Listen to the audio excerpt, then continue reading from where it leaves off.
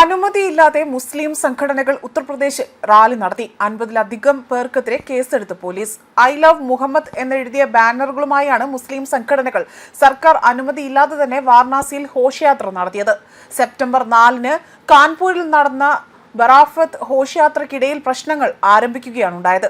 ഘോഷയാത്രയ്ക്കിടെ ചില മുസ്ലിം യുവാക്കളാകട്ടെ I love Muhammad എന്നെഴുതിയ ബാനറുകളുമായി എത്തുകയാണുണ്ടായത്. ഹൈന്ദവ ഉത്സവങ്ങൾ സംഘടിപ്പിക്കുന്ന സ്ഥലത്ത് ബാനർ സ്ഥാപിച്ചതിനെതിരെ ഹിന്ദുക്കളും രംഗത്തെത്തി. ഇതോടുകൂടി തന്നെ പ്രശ്നം വലിയ രീതിയിൽ അല്ലെങ്കിൽ ഈ വിഷയം ഗുരുതരമായ പ്രശ്നങ്ങൾക്ക് വഴിവെക്കുകയായിരുന്നു. ഇപ്പോൾ യുപിയിലെ വിവിധ സ്ഥലങ്ങളിൽ നവരാത്രി ആഘോഷങ്ങൾ നടക്കുകയാണ്. അതിനിടയിൽ പല രീതിയിലുമുള്ള പ്രശ്നങ്ങൾ സൃഷ്ടിക്കാനുള്ള അല്ലെങ്കിൽ പ്രകോപനങ്ങൾ സൃഷ്ടിക്കാനുള്ള പദ്ധതികൾ ചില മുസ്ലിം സംഘടനകൾ നടത്തുന്നതായി സൂചനകൾ പുറത്തു വന്നിരുന്നു. നവരാത്രി ആഘോഷങ്ങളെ അലങ്കോലപ്പെടുത്താനുള്ള അല്ലെങ്കിൽ കലാപ ശ്രമത്തിനായുള്ള പല രീതിയിലും പല കോണുകളിൽ നിന്നും ശ്രമങ്ങൾ നടത്തി വരികയാണ്. അതേപോലെ തന്നെ സംഭവത്തിൽ ഇതുവരെ 21 കേസുകളാണ് രജിസ്റ്റർ ചെയ്തിരിക്കുന്നത്. 38 പേരെ അറസ്റ്റ് ചെയ്തിട്ടുണ്ട്. സർക്കാരിന്റെയോ മറ്റ് അധികാരികളുടെയോ അനുവാദമില്ലാതെയാണ് മുസ്ലിം സംഘടനകൾ ഇത്തരത്തിൽ ഘോഷയാത്രകൾ സംഘടിപ്പിച്ചത്. CCTV ദൃശ്യങ്ങളുടെയും വീഡിയോകളുടെയും അടിസ്ഥാനത്തിലാണ് കേസെടുത്തത്.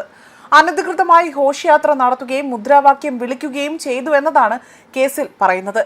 കുട്ടികളെ ഉൾപ്പെടെയായിരുന്നു ഘോഷയാത്ര, അതായത് കുട്ടികൾ ഉൾപ്പെടെയായിരുന്നു ഈ ഘോഷയാത്രയിൽ പങ്കെടുത്തത് അല്ലെങ്കിൽ സംഘടിപ്പിച്ചത്.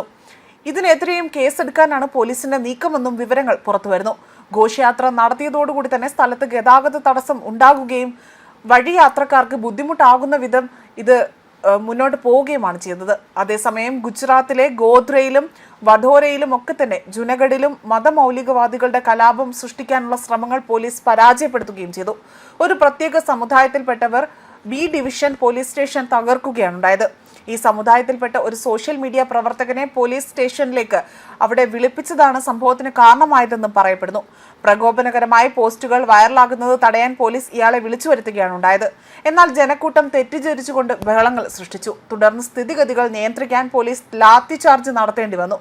അതായത് നവരാത്രി ഉത്സവം മനസ്സിൽ വെച്ചുകൊണ്ട് ഗോത്ര city B division police station പരിധിയിലെ ഒരു യുവാവ് സോഷ്യൽ മീഡിയയിൽ നിരന്തരം പ്രകോപനകരമായ പോസ്റ്റുകൾ പങ്കുവയ്ക്കുകയാണ് ചെയ്തത്. ഇത് പോലീസ് കണ്ടെത്തുകയും ചെയ്തു. പോലീസ് ആ വ്യക്തിയെ വിളിച്ചു വരുത്തി പ്രദേശത്ത് സംഘർഷമുണ്ടാക്കുന്ന ഒന്നും തന്നെ പോസ്റ്റ് ചെയ്യരുതെന്ന് ഉപദേശം നൽകുകയായിരുന്നു.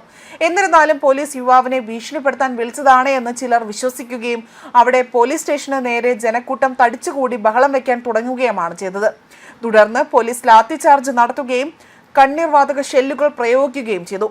സംഭവത്തിൽ ചില പോലീസുകാർക്ക് പരിക്കേൽക്കുകയും ഉണ്ടായിട്ടുണ്ട്. പോലീസ് വാഹനങ്ങൾക്കും കാര്യമായ തകരാറുകൾ സംഭവിച്ചു. ഇതിനു പുറമെ തന്നെ വധോരയിലെ ജുനഗഡിലും ഒരു ബഹളമുണ്ടായിരുന്നു. വധോരയിലെ ജുനഗഡിൽ ഹൈന്ദവ സമുദായങ്ങളെ ലക്ഷ്യം വെച്ച് മറ്റ് ചില മതമൗലികവാദികൾ സംഘർഷം സൃഷ്ടിക്കാനുള്ള അന്തരീക്ഷം ഉണ്ടാക്കുന്നതായി ശ്രമം നടത്തിയിരുന്നു. വധോരയിലെ സെൻസിറ്റീവ് ഏരിയയായ ജുനഗഡിലാണ് സംഭവം നടന്നത്. അവിടെ കല്ലേറും നടന്നു. തുടർന്ന് തന്നെ ഒരു പ്രത്യേക സമുദായത്തിലെ അംഗങ്ങൾ സിറ്റി പോലീസ് സ്റ്റേഷനിലെത്തി റോഡ് ഉപരോധിക്കുകയും മുദ്രാവാക്യങ്ങൾ വിളിക്കുകയും ചെയ്തതായ റിപ്പോർട്ടുകളാണ് പുറത്തു വന്നത്. ന്യൂസ് ഡെസ്ക് കർമ്മ ന്യൂസ്.